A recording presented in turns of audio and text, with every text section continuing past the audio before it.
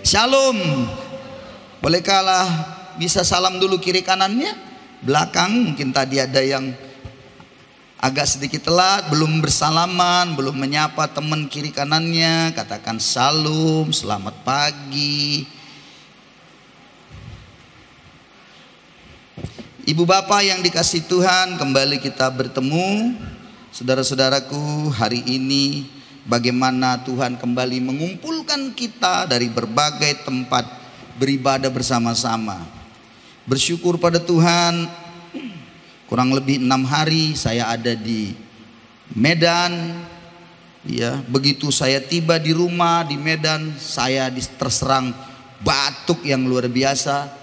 Lalu hari Jumat saya sudah tidak bisa kemana-mana, pada rencana saya berkunjung menjumpai teman-teman, termasuk anak-anak muda, mahasiswa-mahasiswi yang ibadah di Medan. Saya praktis Jumat, saya tidak bisa bergerak. Sabtu juga, akhirnya hari Minggu saya baru bisa melayani. Senin dan Selasa, Rabu kemudian saya kembali lagi kemari. Saudaraku, ya itulah perjalanan kehidupan dalam pelayanan yang seharusnya kita punya ancang-ancang atau rencana, tapi Tuhanlah yang berdaulat atas kita. Nah, hari ini juga saya akan coba membagikan kepada saudara tentang bagaimana sebenarnya kita berbicara pelayanan itu. Nah, sebagai contoh yang paling sempurna, katakan gitu ya, teladan kita itu adalah Yesus sendiri. Nah, kita mau melihat bagaimana Yesus melakukan banyak hal di dalam dunia ini. Ada 3 hal penting yang sebenarnya Yesus lakukan. Kalau diringkas gitu ya, disimpulkan ada 3 hal penting. Nah, yang mau kita pelajari juga pada hari ini. Kita akan melihat, saudara-saudaraku, sebuah tema yang saya beri adalah bagaimana kita melayani atau mengerjakan, melakukan sesuatu, segala sesuatunya seperti Kristus.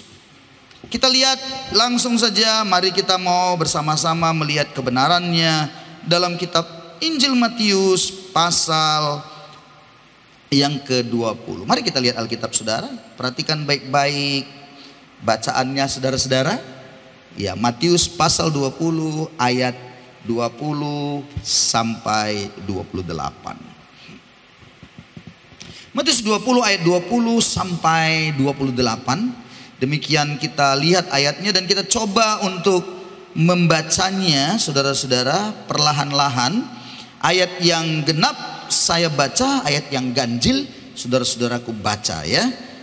Nanti kita akan lihat pengertiannya. Saya baca ayat 20. Judulnya atau LAI, Lembaga Alkitab Indonesia, memberikan judul perikop ini adalah permintaan Ibu Yakobus dan Yohanes, bukan memerintah melainkan melayani. Itu judul besarnya. Saya baca ayat 20. Maka datanglah ibu anak-anak Zebedius serta anak-anaknya itu kepada Yesus, lalu sujud di hadapannya untuk meminta sesuatu kepadanya. 21.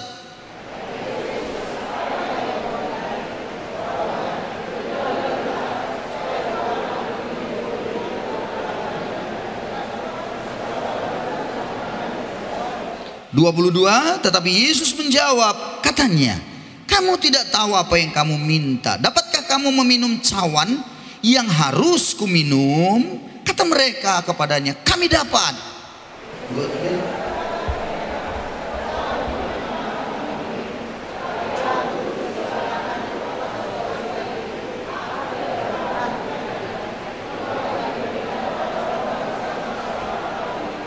24, mendengar itu marahlah ke-10 murid yang lain kepada kedua saudara itu. 25.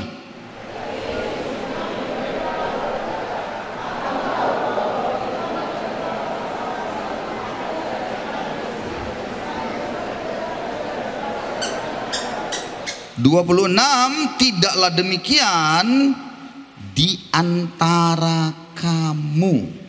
Barang siapa ingin menjadi besar di antara kamu, hendaklah ia menjadi pelayanmu. 27.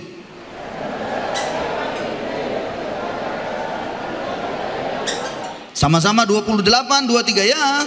Sama seperti anak manusia datang bukan untuk dilayani, melainkan untuk melayani dan untuk memberikan nyawanya menjadi tebusan bagi banyak orang. Saudara-saudara, perlu Anda dan saya sadari, kebenaran ini adalah sesuatu yang Yesus sampaikan, bahwa dia itu datang, tujuannya datang atau yang dilakukannya di dalam dunia ini.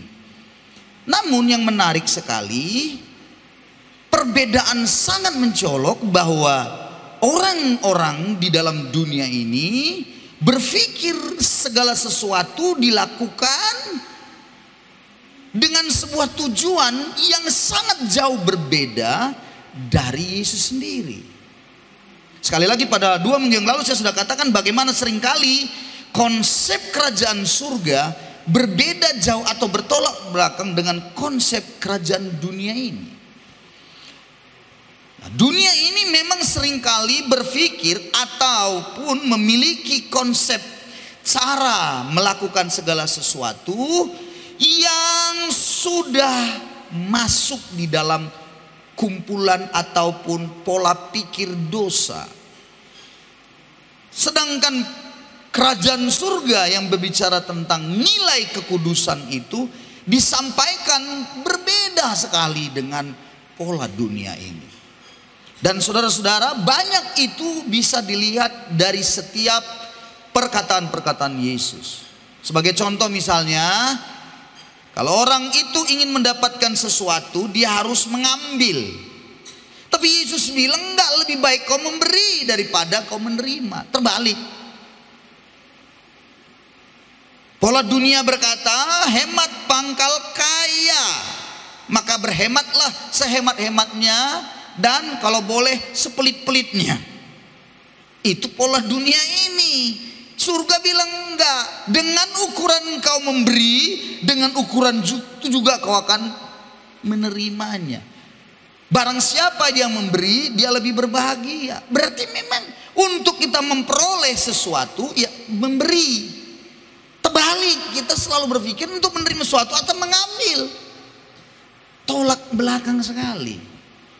Nah, sama dengan ini, murid-muridnya ini diajar oleh Tuhan konsep kerajaan surga yang harus dimiliki oleh kita juga yang hari ini sebagai pembaca dari kitab Injil ini. Wajar memang seorang ibu datang kepada Yesus karena dia rindu anaknya itu menjadi orang hebat. Semuanya, termasuk saya, termasuk istri saya, orang tua pasti merindukan anaknya itu akan menjadi orang hebat. Iya bukan? Jangan pula anaknya menjadi pengemis, jangan pula anaknya menjadi seorang yang gembel yang di pinggir jalan, atau menjadi orang peminta-minta. Tidak ada yang mau seperti itu. Tapi caranya itu tidak dimengerti. Nah, kita juga suka gitu sebagai orang tua juga. Dan orang tua itu betul rindu anaknya berhasil, sehingga dia suka berdoa. Halo, dengarkan saya baik-baik. Dia berdoa, Tuhan berkati anakku ini, Tuhan jadikan dia menjadi orang hebat. Pakai anakku ini Tuhan, berkati dia menjadi direktur. Direktur di mana? Pokoknya tak direktur apalah. Nanti Tuhan berkati anakku ini supaya menjadi apa? Menjadi orang. Karena sekarang belum orang, masih jenis monyet. Kan banyak kan orang tua gitu kan. Coba diisi doanya apa tuh? Saya pernah tanya orang tua gitu, berapa anak ibu? 4 Pak Pendeta. Ah iya. Puji Tuhan Pak Pendeta, 3 sudah jadi orang, tinggal 1. Lah, yang 1 lagi itu apa coba? Halo, yang 1 itu bukan orang, monyet. Kan enggak kan? Cara berpikir dunia itu masuk lagi. 3 sudah jadi orang, yang 1 belum. Setelah saya tanya-tanya, oh baru saya ngerti. Maksudnya 3 sudah jadi PNS, yang 1 belum. Oh berarti menjadi orang itu sama kalau sudah lulus PNS. Apa begitu? Itu cara berpikir dunia. Nah itulah yang banyak kali salah cara berpikirnya. Tapi biar bagaimanapun ceritanya, orang tua pasti merindukan anaknya menjadi orang hebat. Dan dia datang kepada Yesus bukan cuma sekedar datang. Ayatnya bilang sujud di hadapannya. Sujud artinya betul-betul bermohon sekali. Permohonannya itu dia betul-betul nyatakan dari sebuah keinginan, kerinduan hati. Wow, itu saudara-saudara nggak main-main loh. Kalau seorang ibu sudah bersujud, Tuhan, itu berarti saudara-saudara, ibaratnya pintu surga itu sedang digedor-gedor, sampai engselnya rusak. Tolong Tuhan. Ibu kalau berdoa kan luar biasa. Dan itu ya, salahkah Pak Pendeta? Ya salah. Baik nggak kalau minta sama Tuhan dengan bersujud? Baik sekali. Bukan baik lagi, baik sekali. Tapi ternyata sama dengan Ibu Zebedius itu juga pola pikir kita. Apa itu?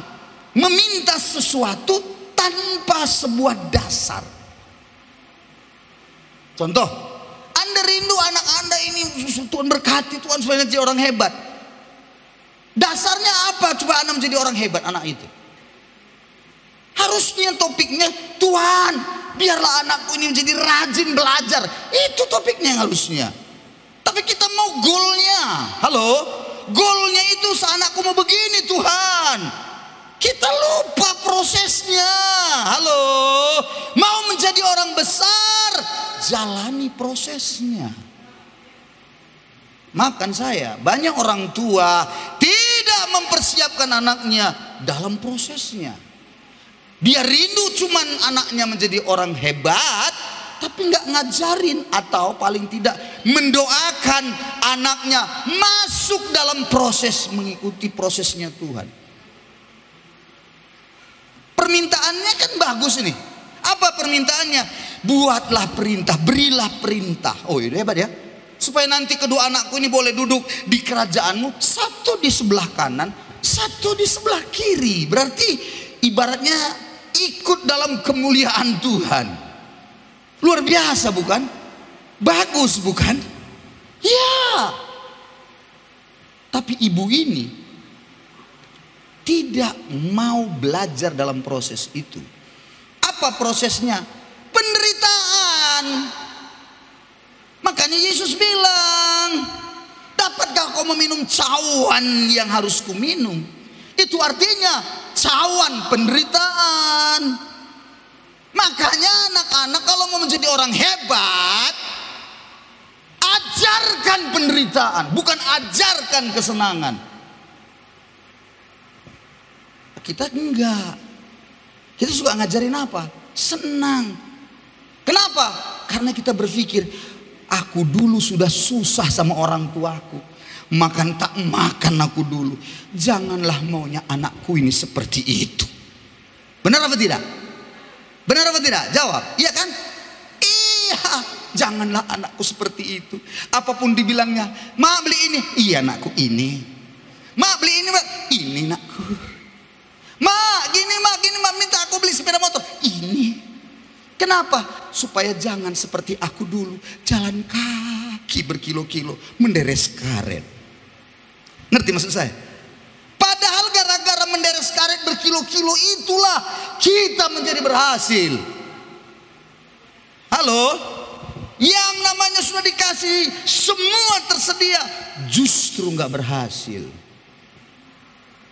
Dengarkan saya baik-baik. Hari ini kalau engkau lagi susah, mohon maaf, tanda kutip mohon maaf, miskin, mungkin Anda berpikir miskin, bagus untuk pendidikan anak-anakmu, supaya di kemudian hari dia tahu di balik penderitaan itu.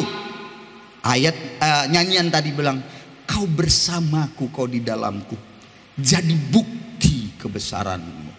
Bukankah Anda hari ini yang punya rumah, bukti kebesaran Tuhan itu pada Anda? Halo, saya selalu berpikir kepada diri saya, seperti apa kami ini hari ini ada, itu bukti kebesaran Tuhan.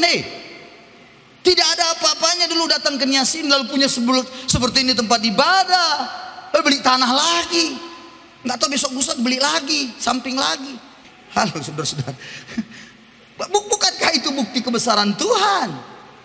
Mohon maaf, tidak kukecilkan persembahan ataupun berapa nilai uang kita beri. Kalau di otak secara logika, maaf ya saudara, bukan mengecilkan.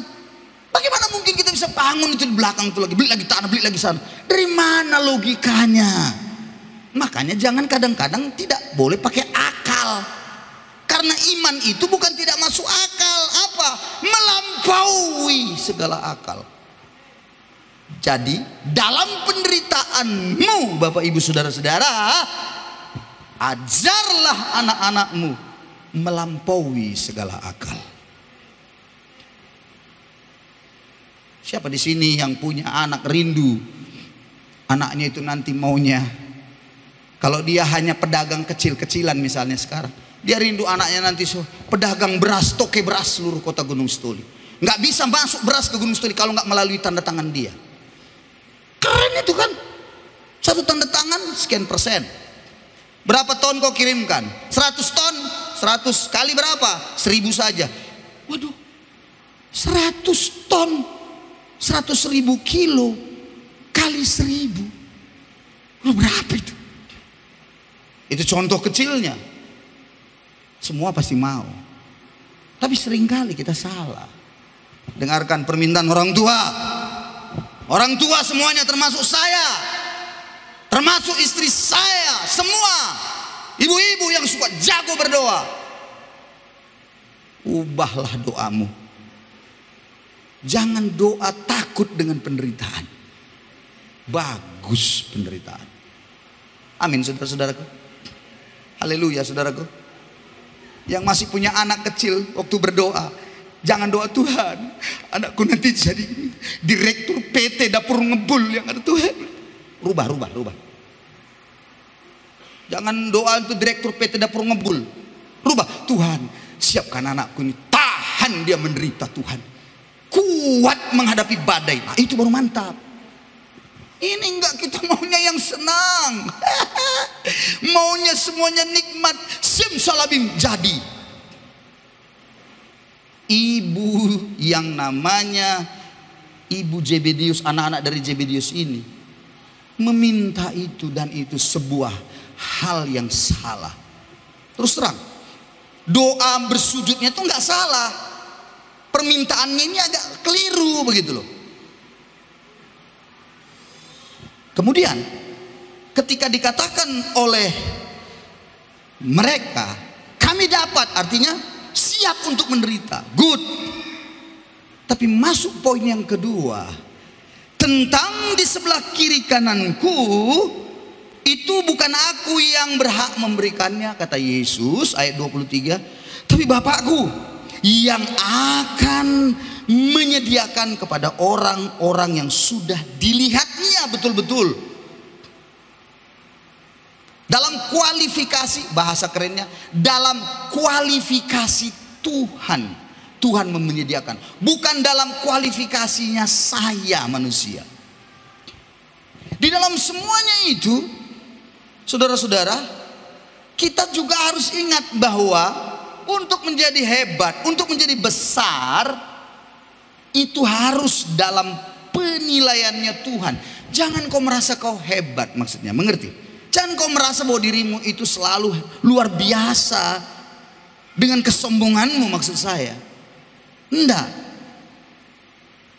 Maka marahlah murid-murid yang lain, 10 murid lain.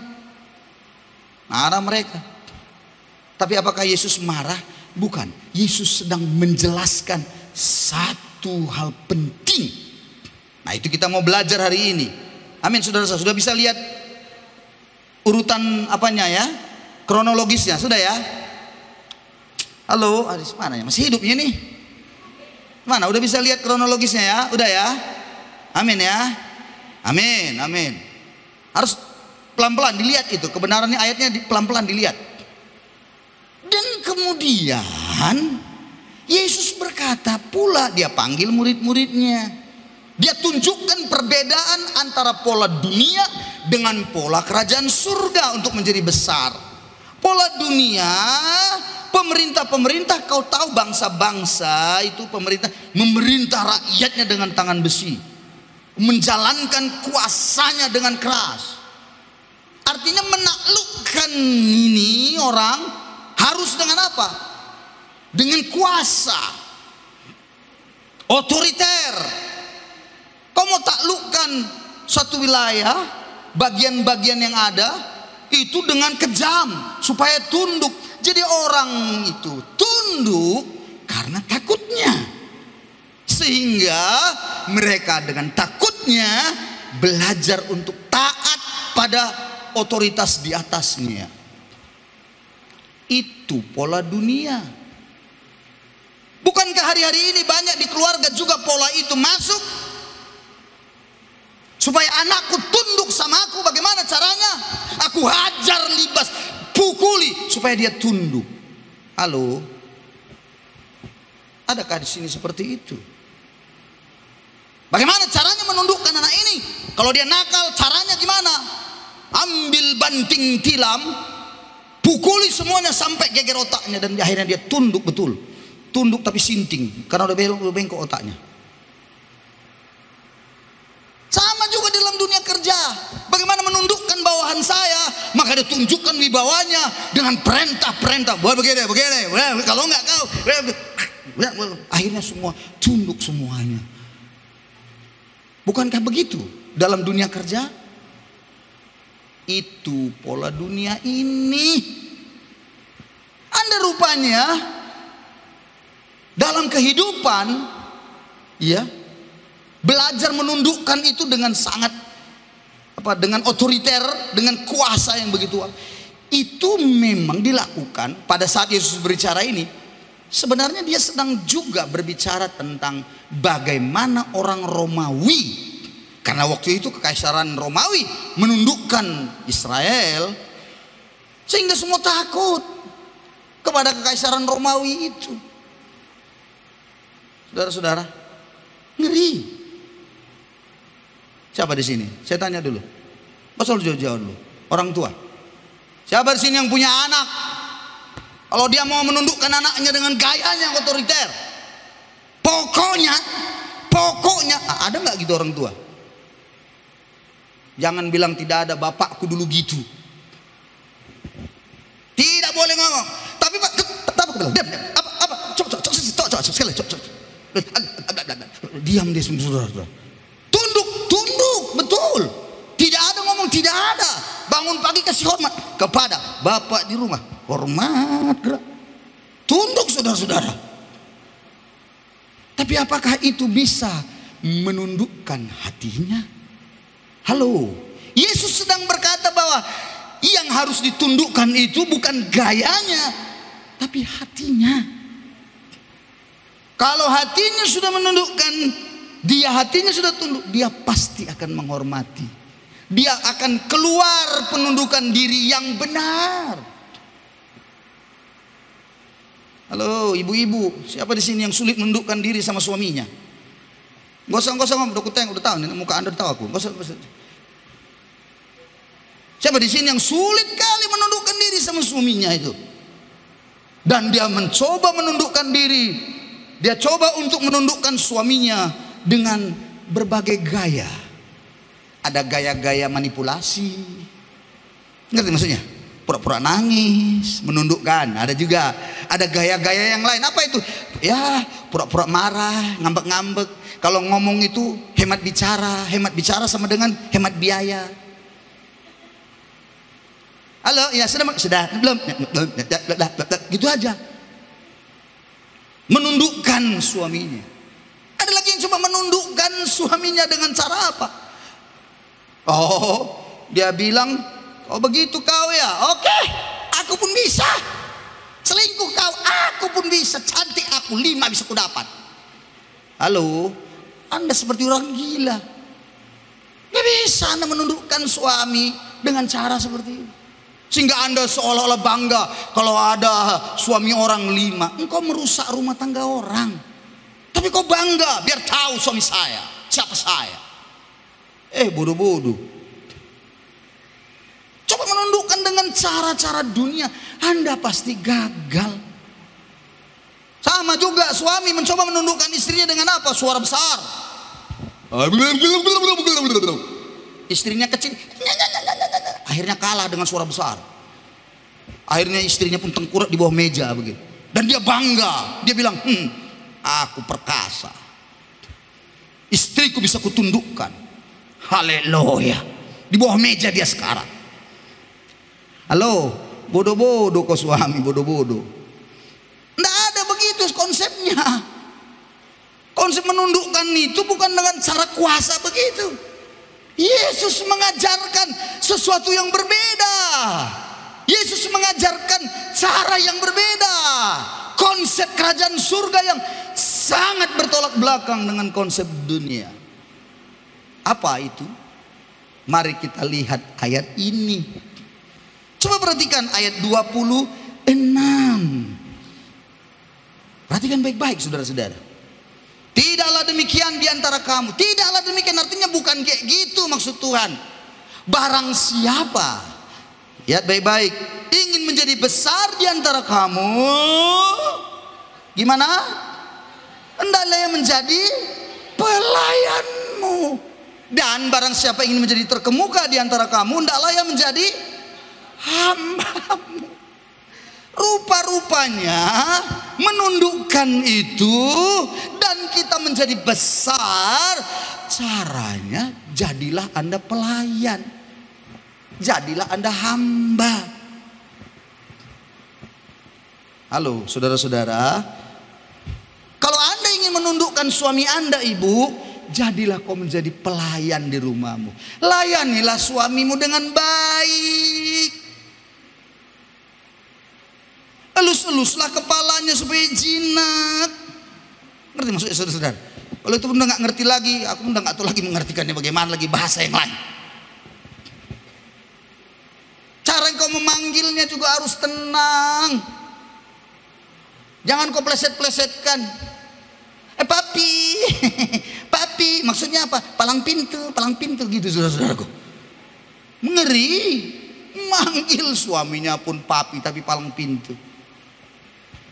Yang, apa itu yang? Wayang. Bagaimana mungkin saudara-saudara suamimu akan berubah? Bagaimana suamimu bisa kau tundukkan? Kadang-kadang memang saya suka lihat gitu. Dengar ibu-ibu semua, kami para suami-suami ini kadang-kadang tergantung istrinya. Betul nggak Pak ya? Betul kan Pak ya? Bagaimana? Kadang-kadang tergantung istrinya. Kalau istrinya itu lemah lembut, kalau mengungkapkan sesuatu dengan manis, biasanya laki-laki itu takluk dia langsung. Tergantung istri, kadang-kadang gitu memang. Namun jangan salah bapak-bapak, kadang-kadang pula, ini kadang-kadang gak selanjutnya, kadang-kadang saya temukan dalam diri saya, suara istri itu suara Tuhan. Tapi kadang-kadang gak seterusnya. Halo bapak-bapak, sadarlah. Istri kalau ngomong begini-begini, padahal itu suara Tuhan. Tuhan pakai mulutnya. Dilanggar, bencana alam padamu. Kita ini semuanya saudara-saudara harus punya sikap hamba. Nah sekarang kita mau belajar sikap hamba itu, jadi pelayan itu gimana sebenarnya sikap hamba itu. Nah saya coba untuk menerangkan, saya coba untuk membagikan konsepnya itu apa. Nah coba lihat di slide, Anda lihat kata hamba, bahasa Ibrani yang dipakai seringkali itu adalah ebed.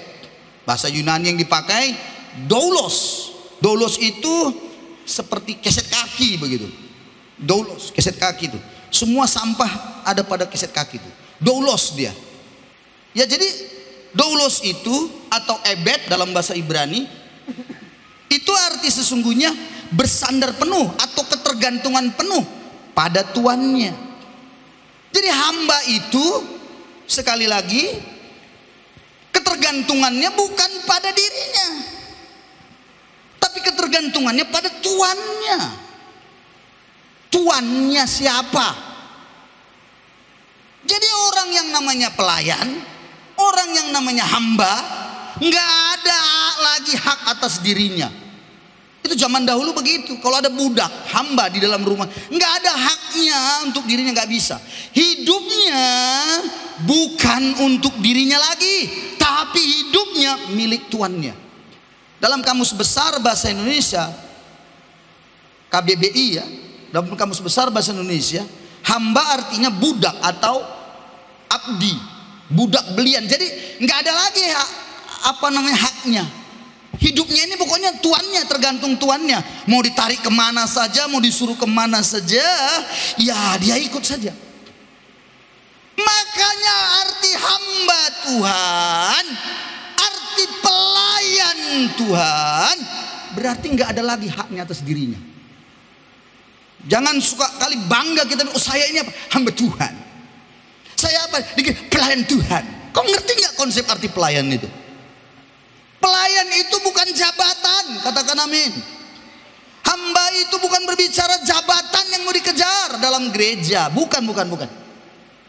Tapi lebih daripada itu adalah bahwa hidup saya ini bukan lagi milikku, milik Tuhan. Jadi aku mau melakukan segala sesuatu seperti yang Tuhan mau, bukan seperti yang aku mau. Dan tahukah Anda, ketika Anda percaya pada Yesus, memiliki Yesus dalam hidup Anda, itu berarti Anda sekarang dan saya juga yang percaya sudah menjadi milik Yesus. Amin, saudara-saudara.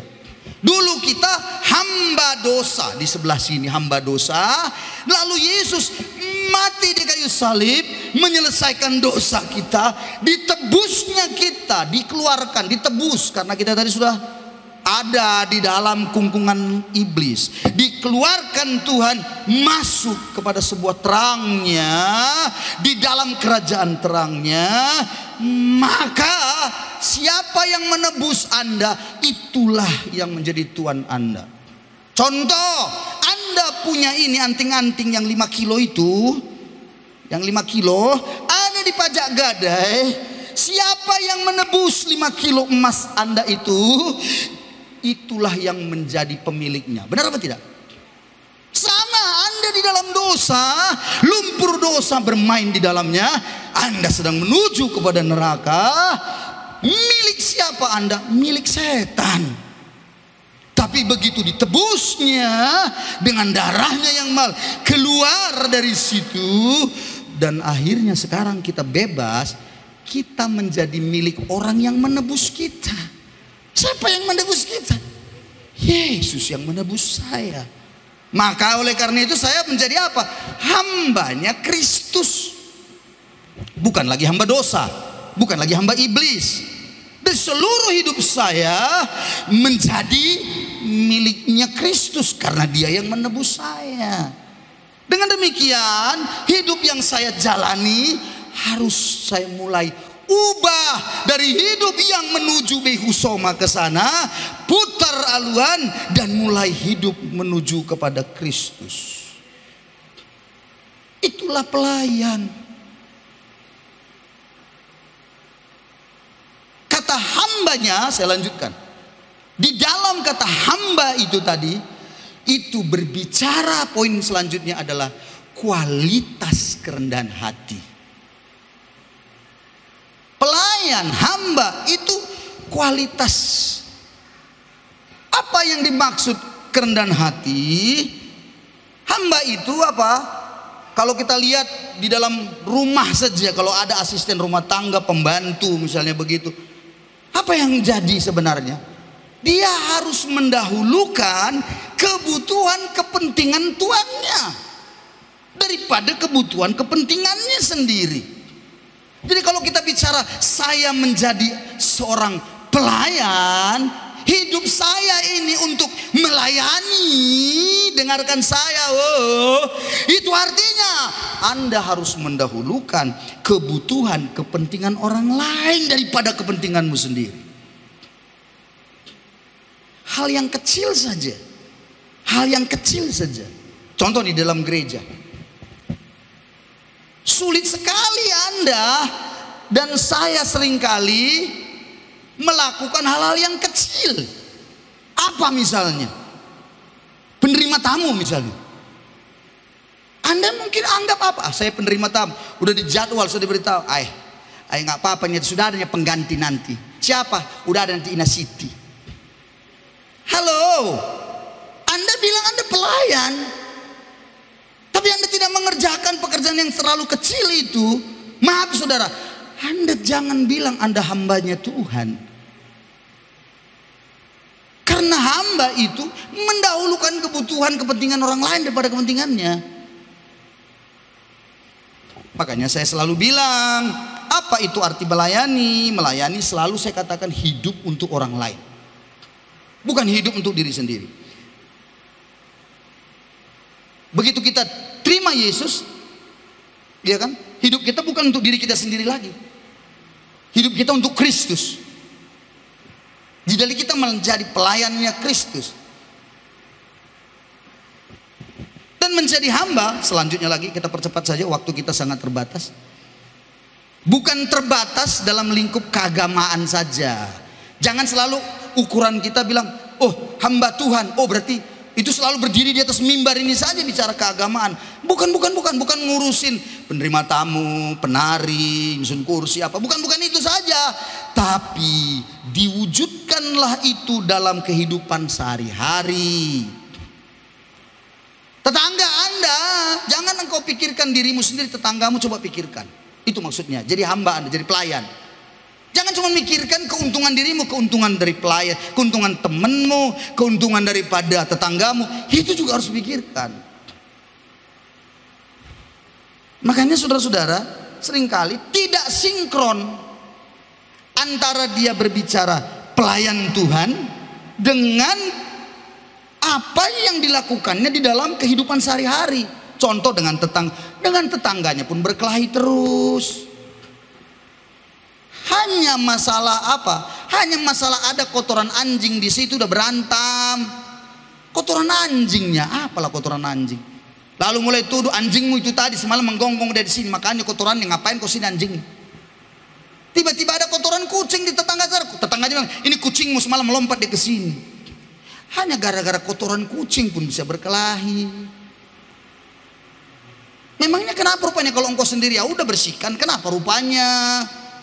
Biar damai-damai dalam hatimu. Kita sering kali nggak mau seperti itu. Saudara-saudara, kualitas kita ditentukan sekali, saudara, dalam kerendahan hati kita. Bagaimana? Itu sebabnya Matius 20, saya lanjutkan ayat 28, kita lanjut cepat ya. 28 bilang sama seperti anak manusia, bukan datang untuk dilayani, melainkan untuk melayani dan untuk memberikan nyawanya menjadi tebusan saudara, bagi banyak orang. Jadi rupa-rupanya Yesus, sebutan di sini ya, anak manusia. Sebutan Yesus itu seringkali ada disebut anak Allah, anak manusia. Itu selalu di dalam kitab Injil Matius, Lukas itu ada anak Allah, anak manusia. Itu menunjukkan di dalam dirinya ini ada dua natur, satu pribadi dua naturnya. Kalau Allah Tritunggal, satu naturnya tiga pribadi di dalamnya. Yesus bukan satu pribadi, dia Allah dan juga dia manusia. Ketika dia berkata anak manusia datang, itu berarti dia datang sebagai manusia, kasih teladan, kasih contoh. Aku datang bukan untuk dilayani, aku datang untuk melayani dan memberikan nyawaku menjadi tebusan. Saya persingkat kalau begitu. Kalau demikian saudaraku, pertanyaan seorang hamba, pertanyaan seorang pelayan harusnya adalah, apa yang bisa saya kerjakan untuk menolong Anda? Itu pertanyaan pelayan. Karena Yesus tadi bukan untuk dilayani, kan contoh dikasih Yesus, aku untuk melayani dan memberikan nyawanya, artinya tebusan, mati, berkorban. Dia berkorban nyawa, tentunya dengan sebuah tujuan apa? Supaya semua orang diselamatkan.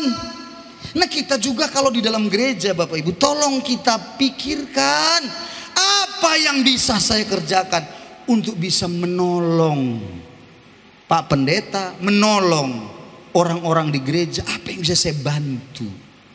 Apa yang bisa saya kerjakan? Ingat, ada 3 poin penting yang bisa kita lakukan selalu.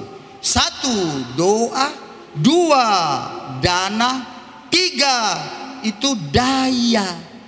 Yang mana Anda? Doa pun tidak, dana pun tidak, daya pun tidak. Yang mananya?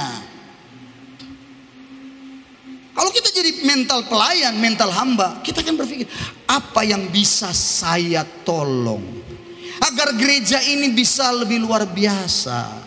Apa yang bisa kontribusi saya untuk gereja ini bisa maju?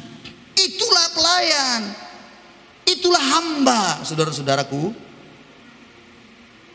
Saya tahu Anda sibuknya luar biasa. Tidak bisa karena terlalu sangat sibuk. Karena bisa saja lebih sibuk dari malaikat. Ya, saya akui, karena Anda melebihi malaikat Gabriel. Tapi daya Anda tidak bisa karena memang sibuk. Dana Anda kan bisa. Dana saya nggak bisa Pak karena oke baik, doa Anda kan bisa. Lalu doa nggak bisa apa lagi gitu loh. Kacau lagi saya. Pening saya.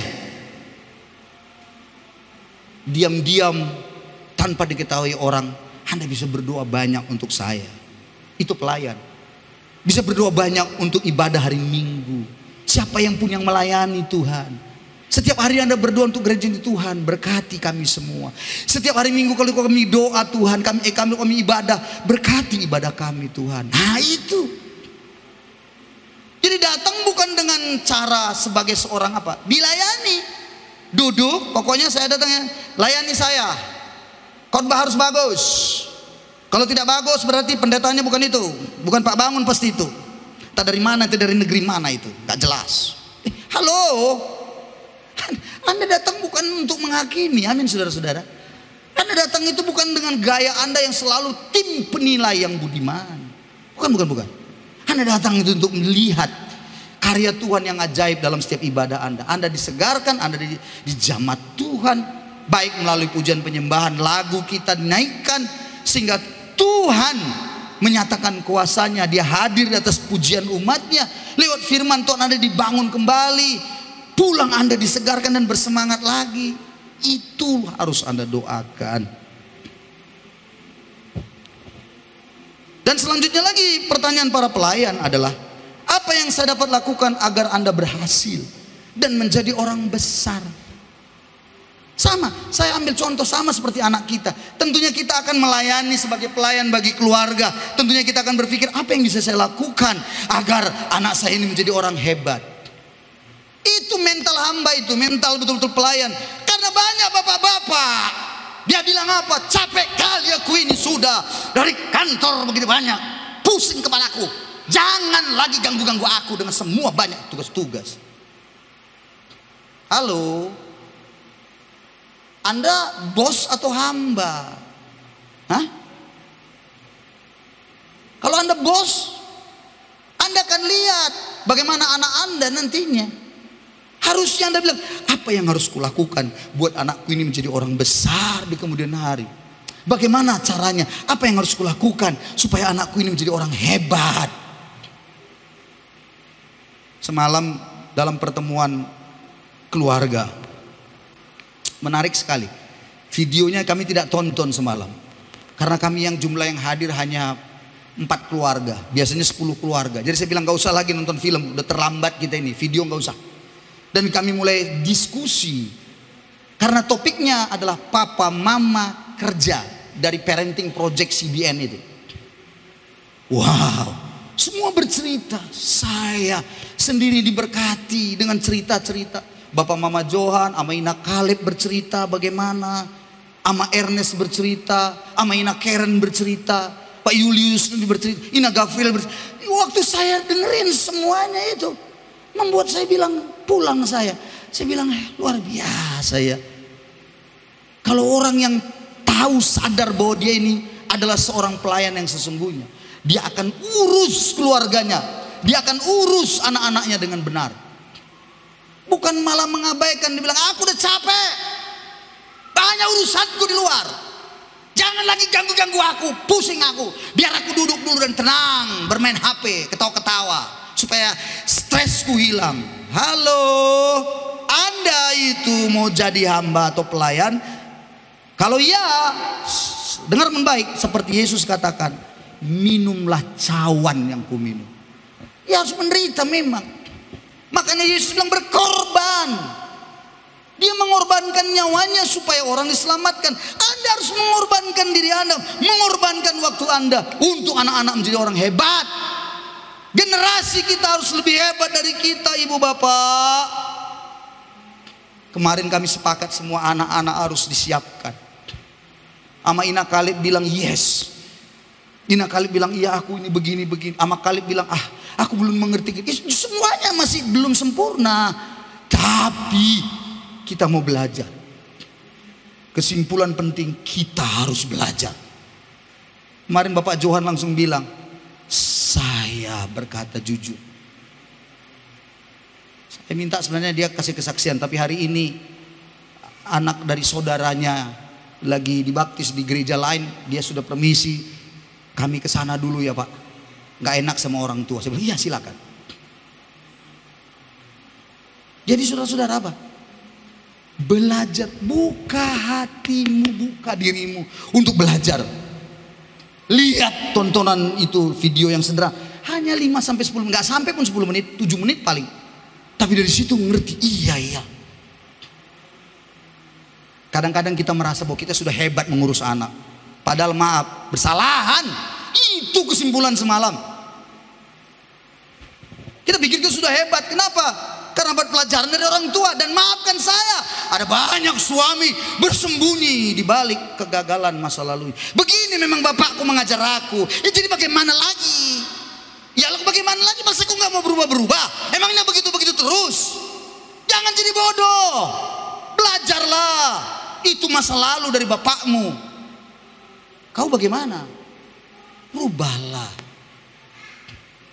Orang mental pelayan, dia akan bilang apa yang bisa kulakukan agar orang lain atau Anda atau anak saya menjadi orang hebat, menjadi orang besar. Bukan cuma uang. Kemarin Bapak Johan, Pak Dr. Horman bilang, dulu kupikir aku sebagai laki-laki kerja keras aku, tidak kutelantarkan anakku, ku kasih uang, mereka kuliah nanti, mereka siapkan, sudah cukup karena itu aku seorang, itulah tugasku. Tapi setelah saya belajar lihat ini, ternyata banyak hal yang salah yang kulakukan. Sama saya bilang, kami pun cerita, Ibu Gembala ngomong bagaimana saya, semua dalam tahap belajar, nggak ada yang sempurna. Itu sebabnya Anda harus melakukannya supaya tidak menjadi kecewa. Apa yang harus dilakukan? Kolose 3:23-24 sudah terlalu sering kita dengar dalam beberapa waktu yang lalu, beberapa minggu ini.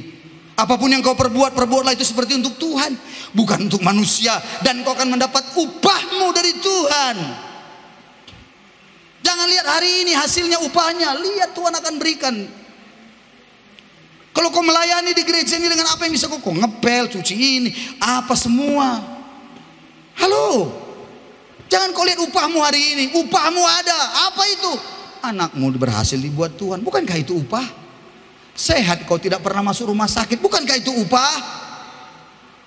Diberi Tuhan kau hikmat, selalu bisa mengatur, bisa memimpin dengan baik, bukankah itu upah? Kau berusaha kemudian ada untungnya, makin besar untungnya dari situ. Tapi kau kerjakan di gereja, nggak ada apa-apa yang kau dapat.